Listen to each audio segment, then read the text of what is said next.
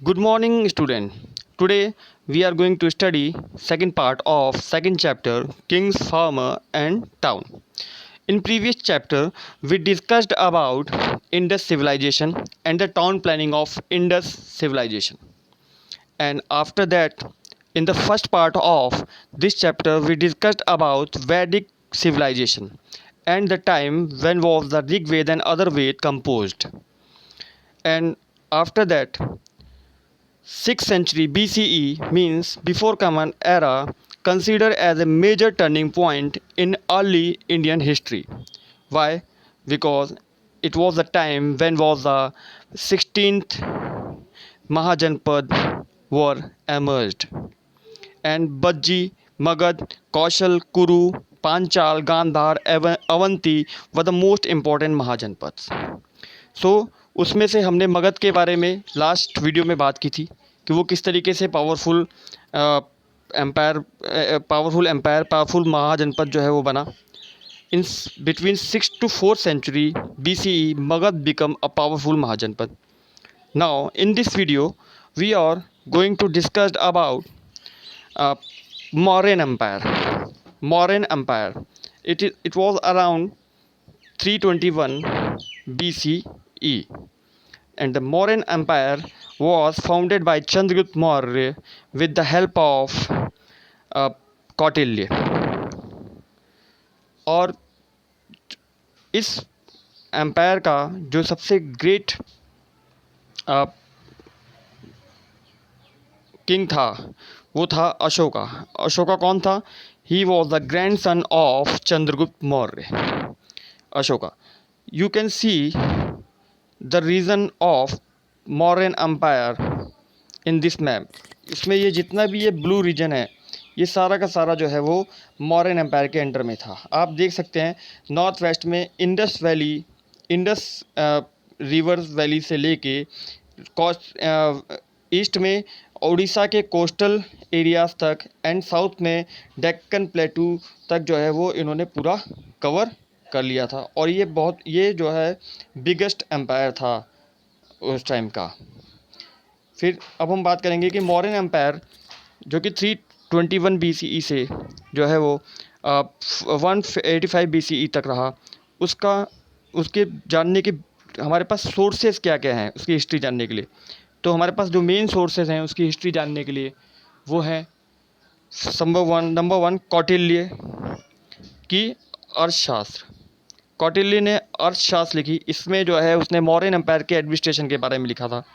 विशाखा दत्त की मुद्रा राक्षस and religious sources also like Brahminical text, Buddhist literature, Sri Lankan chronicles, Dipavasma, Mahavasma, Tibetan and Chinese Buddhist sources, and Megasthenes ने book लिखी थी indica.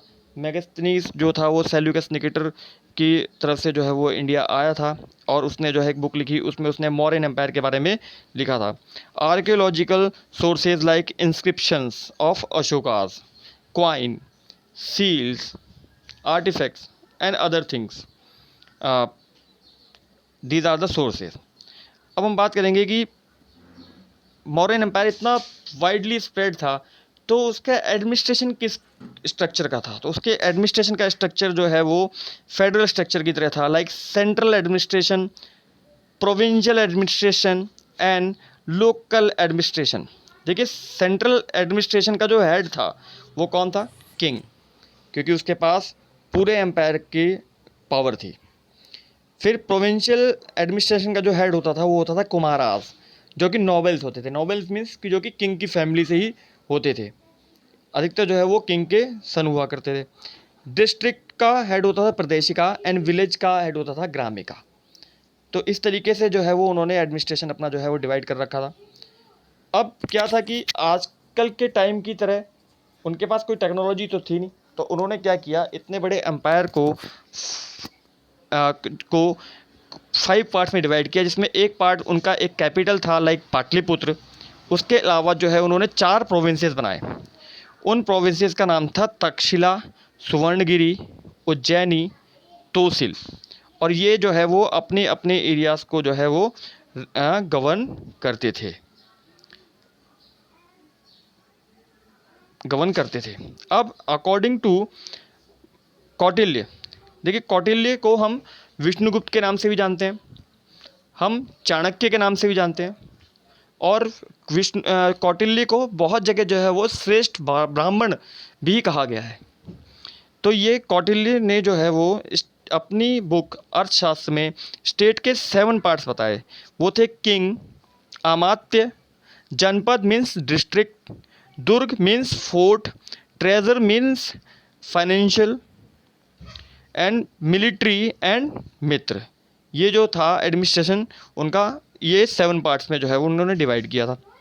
फिर military department जो था वो क्या था, एक कमेटी थी और उसकी 6 सब कमेटीज़ थी। फर्स्ट थी इन्फेंट्री जो कि पैदल चलते थे, पदाध्यक्ष। कैवलरी जो कि हॉर्स राइडर्स थे, अश्वाध्यक्ष। वॉर एलिफेंट्स जो कि हाथियों के थ्रू चलते थे। नेवी जो है वो जल के थ्रू चलती थी।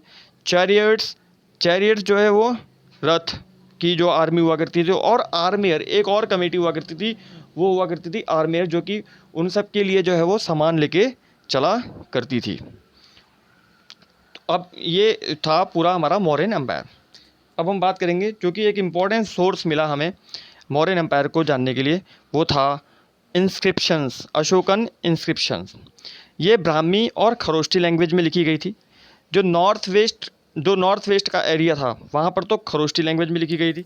और it was deciphered by James Prinsep, and inscriptions were the main source to know history, but there are some limitation of inscriptions. What कि इंस्क्रिप्शन बहुत पुरानी होती हैं, कई बार जो है वो उनके लेटर्स जो है वो अच्छे तरीके से वहाँ पर एनग्रेव्ड नहीं होते। कई बार उनके एक्यूरेट मीनिंग, कई वर्ड्स हैं जिनके एक्यूरेट मीनिंग जो है वो कंफर्म नहीं हो पाते। कई बार कोई लोग जो है क्लाइमेटिक चेंज और दूसरी चीज़ों की वजह से जो है वो लेटर्स जो है वो मिसिंग हो जाते हैं वहाँ से। और इंस्क्रिप्शंस में खाली एम्परर का प्रोस्पेक्टिव मिलता है, कि उनकी सब्जेक्ट्स का प्रोस्पेक्टिव नहीं मिलता कि उनकी सब्जेक्ट्स किस तरीके से थी। मतलब ये वन साइडेड होती है, क्योंकि किसी एम्परर ने लिखवाई भी होती है तो वो अपनी तरफ से लिखवा लेता है। मतलब हम ये नहीं बता सकते कि सब्जेक्ट्स का क्या रोल था उस टाइम पे थ्रू, अगर हम इंस्क्रिप्शंस को एज ए एविडेंस माने तो। अब बात ये आती है कि हिस्टोरियंस में बहुत डिबेट होती है इंस्क्रिप्शंस के लिए। कई हिस्टोरियंस कहते हैं कि नहीं भाई, क्या पता इसका मीनिंग कुछ अलग हो, तो वो उसको दोबारा से इंटरप्रेट करने पे जोर देते हैं। अब अशोका का एम्पायर मैंने आपको दिखाया कि ये देखिए कितना वास्ट था। अब इतना वास्ट एम्पायर उसने किस तरीके से होल्ड किया, देखिए आप, इंडस रिवर वैली से लेके उड़ीसा के कोस्टल एरिया से डेक्कन प्लेट्यू तक इतना वास्ट एम्पायर जो है वो उसने होल्ड किया अशोका ने।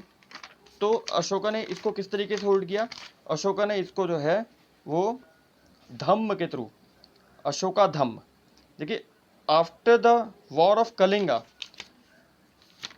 अशोका ने बौद्ध धर्म जो है वो अडॉप्ट किया, और उसने बौद्ध धर्म अडॉप्ट करने के बाद जो है उसने प्रिंसिपल्स दिए जिसको कि अशोका धम्म के नाम से जाना गया। अब वो अशोका धम्म था क्या, अशोका ने वो धम्म क्यों दिए, why, because Ashoka tried to hold his empire together by propagating Dhamma.